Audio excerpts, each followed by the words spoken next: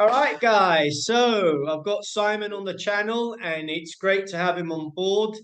We're talking all about his project today, ReMeLife, and what they're doing. We're going to make this a very simple interview to start with, and I'm sure there'll be many more coming along as time goes by. Simon reached out and said, Naz, I've got this great project. He's helping carers, rewarding them in the health and mental sectors, something that I truly also stand for, which is mental health. And I know a lot of my audience and the people that I work with also see me as that. And so we're bringing this jam-packed interview today. We're going to discuss about ReMeLife, what they're doing, who they are. And as you know, I've got over 32,000 followers. I've gone a long way back in this space since 2017, late 2017. And all I do this is for the love, to share education, tell people about people's projects and elevate them in certain ways. And just first things first is this is just a disclaimer that none of this is financial advice or investment advice or telling you to buy the token and blah, blah, blah. It's purely just all a purely educational video interview.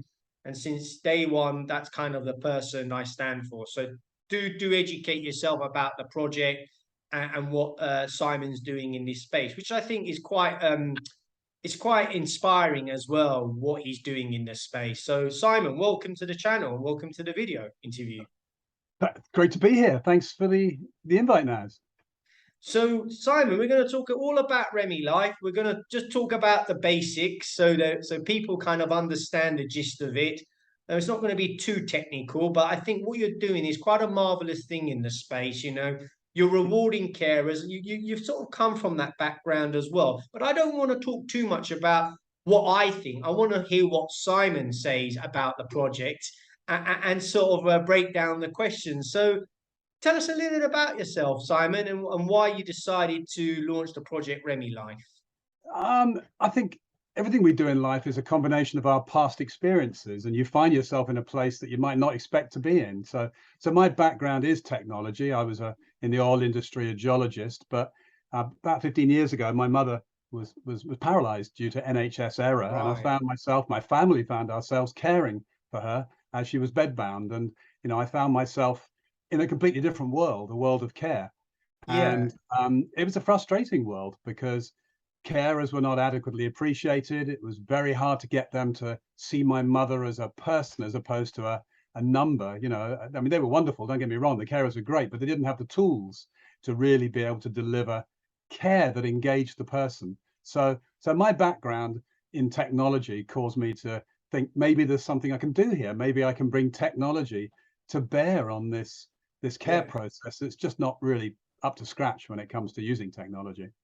So let's discuss that's an amazing sort of introduction and probably why you launched your project ReMeLife, because I suppose there's a story behind every project. So tell us a little bit about the project and why you're bringing it now into this space, especially, helping carers sort of come on board and discuss to us about what you're really doing. Yeah, I mean, it's gone through an evolution. When I first started creating the app with a team, it was really to help care homes and carers better know the person through capturing knowledge of the person through digital activities, basically having fun, a bit like social media, and capturing that data. And that went well, but then it was a bumpy ride. I mean, Brexit, minimum wage, all the good stuff that happens in a very poor sector. Care is not exactly well supported, as we well know. And just as we were getting really off the ground very nicely, we got slapped like we all did with lockdown, and it pretty much destroyed the business. But being a technologist, I was keen and interested in Bitcoin and blockchain. And so during lockdown, after I got over the shock that, our business was in trouble, to be honest, I thought, well, why not try and put a crypto layer on top of our existing apps? Why not try and reward carers, families, people working in the community for what they're doing every day?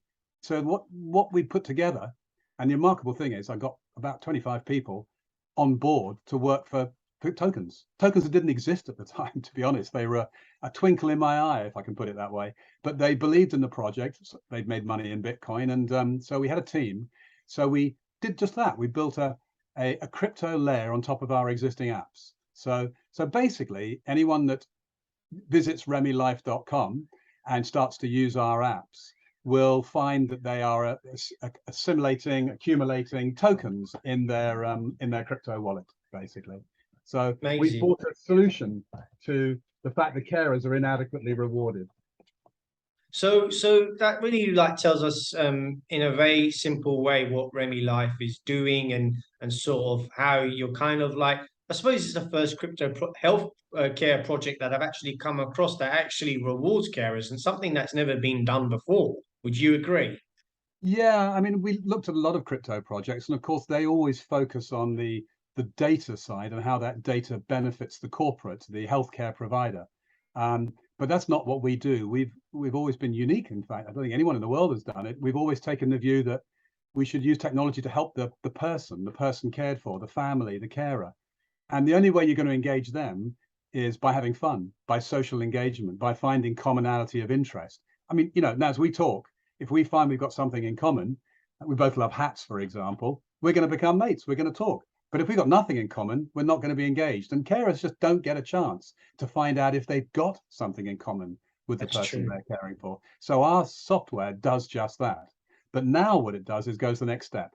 If you make that engagement, if you hold instead of Zoom, you use our Rooms video chat, you use our Alexa care skills to report that you've taken your medication. If you run a digital activity, a social media activity, for all these sorts of activities, you get rewarded. Now, the stage we're at right now is just phase one. So if you build a community, and let's face it, care is about family Yeah, networks and connectivity. If true. you build that connectivity between your family, you'll get rewarded in crypto. But as we move forward over our runway over the next 6 months, and we're getting more and more members all the time, we'll layer in more and more care processes, those things we're doing every day that generate rewards, crypto rewards. So that's the model. Amazing.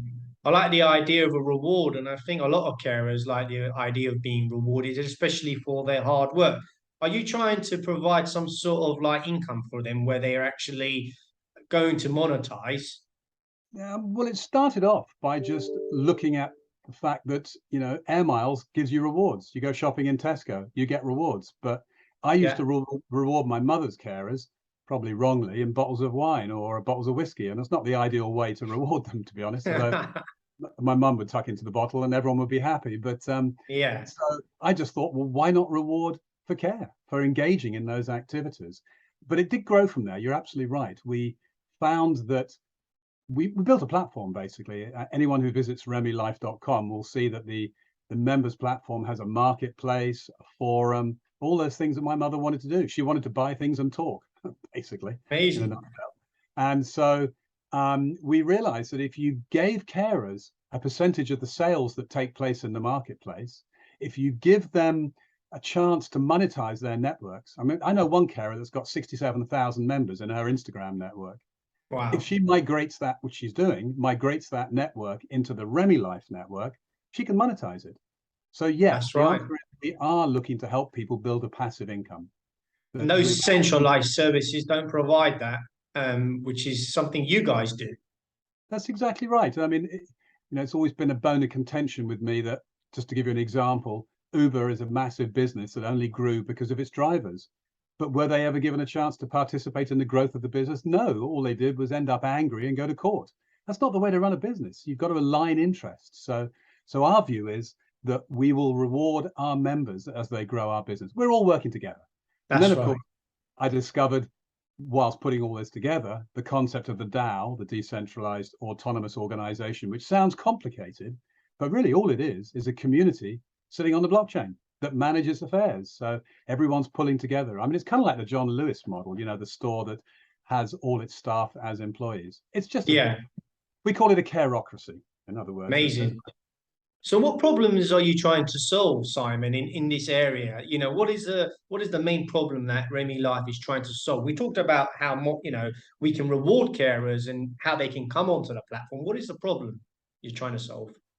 Well, the more we looked at it, the more we found there was a breadth of problems. We started off with the prime problem of enabling a carer to better know the person and therefore find commonality of interest and therefore have fun. I mean, the bottom line is, after I put my mother's life story on a tablet, the carers found out that she was quite interesting. I mean, she had a very fun war, and within about a week, the carers were wheeling around the pub, which was Right. progress. And so that's the prime motivation, to achieve better engagement between families and grandkids and community. But Yeah. it's grown, and now we want to find a way to help families achieve some revenue from their data, because I mean the personal data that you accumulate in Remind Me Care is massive. We don't sell it. But if you want to sell it, we'll enable you to do so. So you can gain revenue from that. You can gain revenue from your commission share. There's multiple revenue streams if you want to take an active engagement So with you them. can So, control your own data and monetize that in that yes, sense. absolutely, yes, in an absolutely Right. transparent way, because it's on the blockchain. So what motivated you to start ReMeLife? What to use blockchain technology? What was the motivation so people could understand the project and what you're doing? Yeah. Well, here's where you're going to have to turn the volume down a little bit, because I can get angry if I'm not careful, because I've been around the houses. I'm not a spring chicken, and there's no other way of putting it. I've been done over by the banks 3 times. I've lost money through this financial system Crisis. that we call a system, one recession after another. And that, coupled with my mother's surgical errors, I began to get a bit angry, to be honest. And I'm not a person who believes in disruption or anarchy. I'm a believer in Yeah. transformation. So I literally started studying, where does money come from?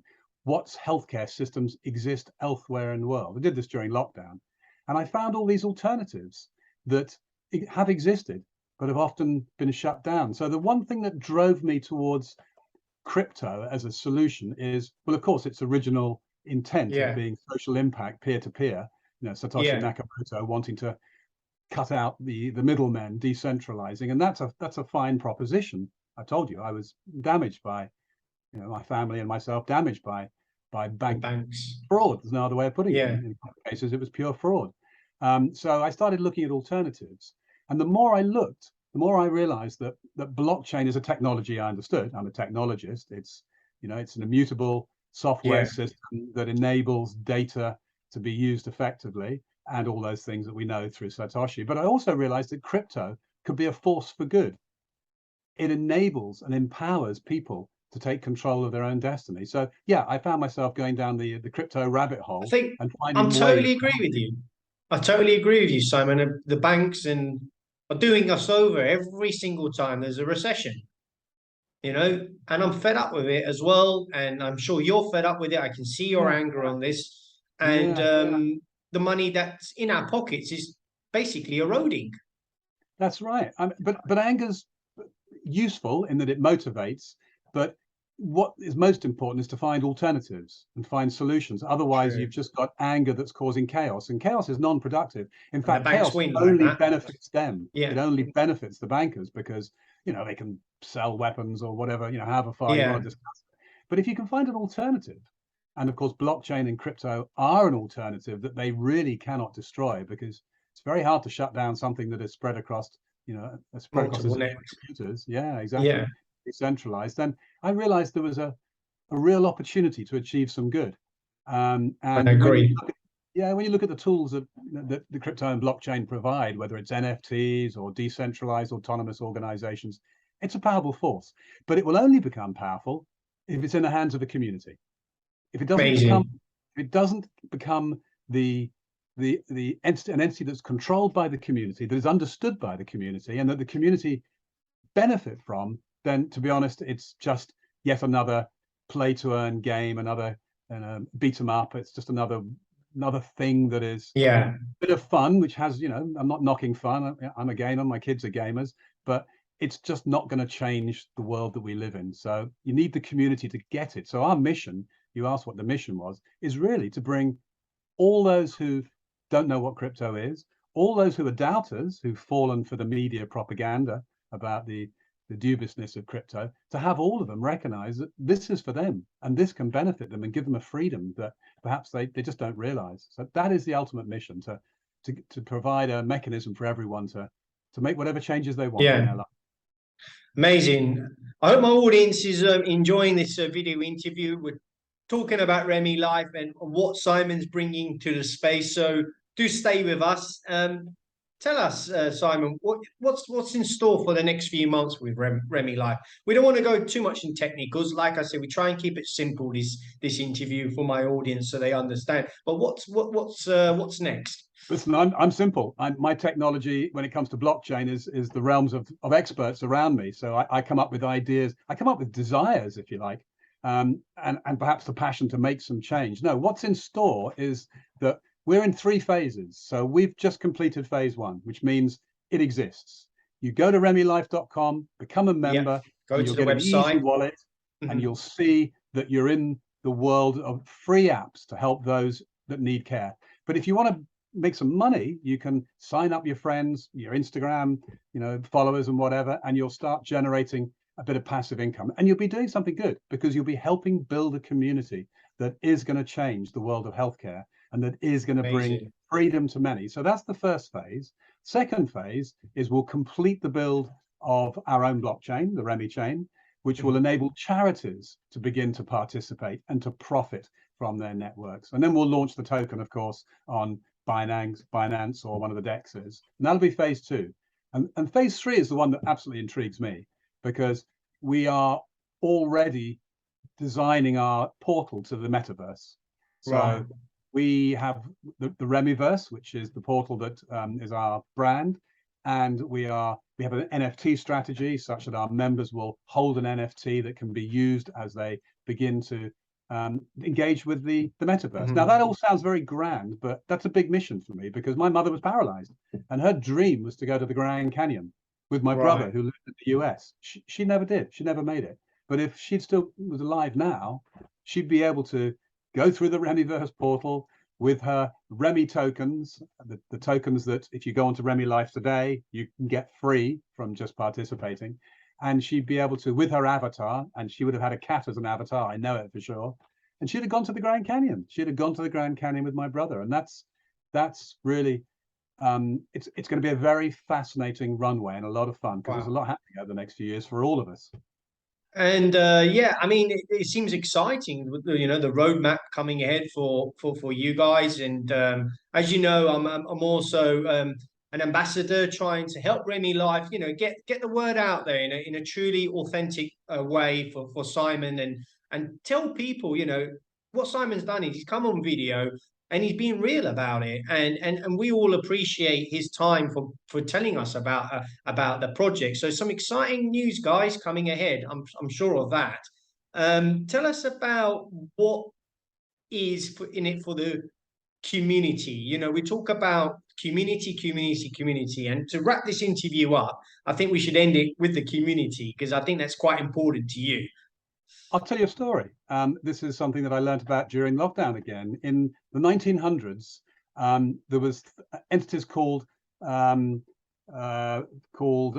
friendly societies, and Right. basically groups of miners or communities would donate, or not donate, but put in 2 days of their salary to this community fund. And this community fund would then negotiate deals with doctors and insurance companies, and it ended Right. up with the working class, 35% of the Western working class, having good healthcare, insurance policies, and cheap beer, purely because of a community managed entity. Now, that sounds to me like a good thing. But do you know what happened to them? After 6 years, they were shut down by government. They Right. were shut down by government because government didn't like the fact that they were controlled locally, difficult to tax, local Right. authorities couldn't administer them, and they had no control over the doctors. And the Similar end to result, crypto, isn't it? it's a DAO. That Yeah. I looked at this and went, this is the first DAO. This is incredible. Yeah. This is incredible. So, and the end result of them being shut down was not good. They started unionizing. Suddenly, the working class had no healthcare. It just wasn't right. So that was one of the things that mobilized me, that the recognition that communities have power. So if we can build a community that is large and strong, local, regional, national, whatever they may be, then we will regain the power to control those parts of our destiny through the blockchain in a manner that is completely trustworthy, so to speak.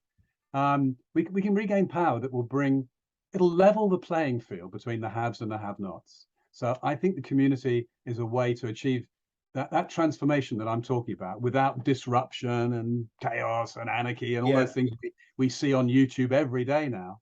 let's just see gradual change through communities gaining greater stature, greater power, greater voices, and a slice of the digital value in their daily activities. All right. I hope you guys enjoyed this simple video interview with Simon discussing about ReMeLife. Me and Simon said, let's go for it. You know, let's share about what his project is doing. And it's important that, you know, Simon's community focused, he's community driven as well. I suppose that's what ReMeLife also stands for. So I urge you to go to the website, to my followers, to learn all about what ReMeLife is up to. We'll probably do a few more of these video interviews in the next sort of couple of weeks, discussing more about technicals probably next time and the developments that are actually happening, because obviously we want to make it simple in the first part, but I think in the next part we want to go a bit more deep down the rabbit hole to learn more about, you know, what is ReMeLife and so forth. So Simon, anything Naz, else you'd like to could I say? ask someone? Naz, could I just ask Sure. quickly to interrupt you? Sorry. Could I just ask everyone if they want to help, sign up as a member, because then you'll get notifications of what's going on. But we would Yeah. really appreciate it if you signed up into our social media, because we launch tomorrow. We launch our social media campaigns tomorrow.